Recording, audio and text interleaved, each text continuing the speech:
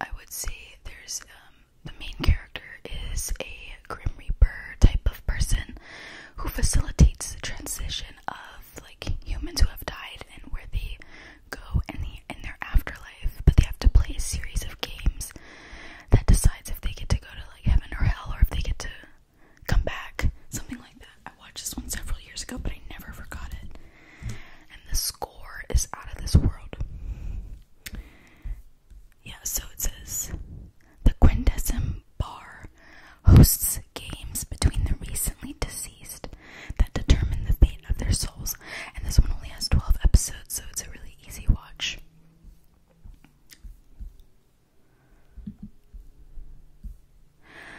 Number 4. This one may not be everyone's cup of tea because it's really gory. Like, really, really gory. So, if you don't like that, maybe skip this one. But it's called Deadman Wonderland. Deadman Wonderland. It's only got 12 episodes. So, again, it's pretty short. But this one, I think it's similar to, I would say, if I were to compare it to anything live action, possibly in the realm of Squid Game and Alice in Borderland, except instead of like getting money as a reward, it's based off of survival. So there is no reward if you win. But basically, after being falsely convicted for the murder of his entire class, a young man must learn to survive in a mysterious prison with a perverted take on incarceration, while also looking to clear his name. Ganta is his name. Ganta, the sole survivor of the brutal murder of his entire class, is framed and ends up falsely convicted for it. So it's like a really crazy type of Hunger Games, Squid Game, Alice in Borderland, except, yeah, no reward at the end. It's a prison setup, so he doesn't get to participate by choice. Okay, so the next one is a little bit more sad. It's not as horror, gory, actiony as these, but it's called Erased.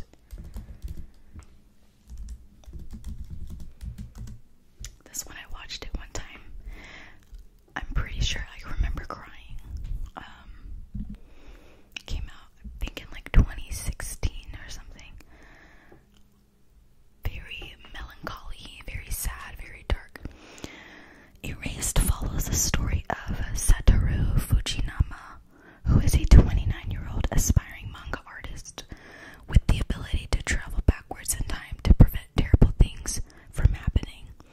After the murder of a loved one, he is launched back further in time than he has ever gone to prevent the tragedy from taking place. So this one's like really sad. It's dark. It's not as fast-paced as the other ones, and it's sort of a mystery, like murder mystery, but a lot darker and a lot sadder.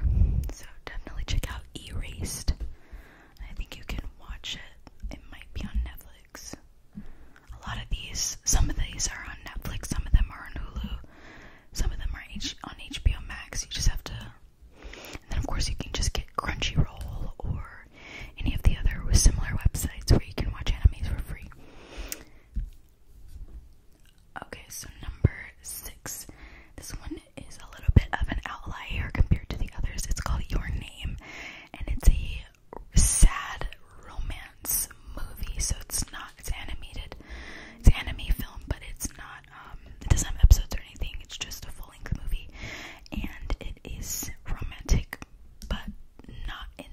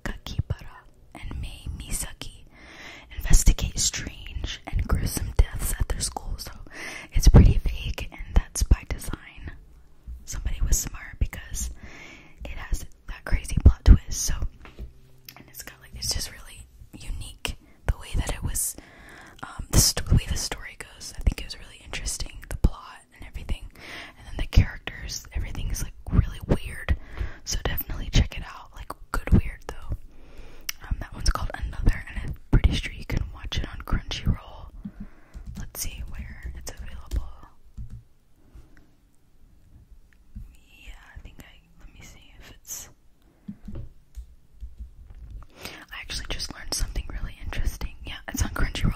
But another thing, what you can do is if you have a VPN, you can basically use it for specifically Netflix, and you can change the location that you're in, because Netflix is different in different locations. So there's certain movies you can watch and certain shows you can watch if you're like in London or Greece, for example, or something, and you have access to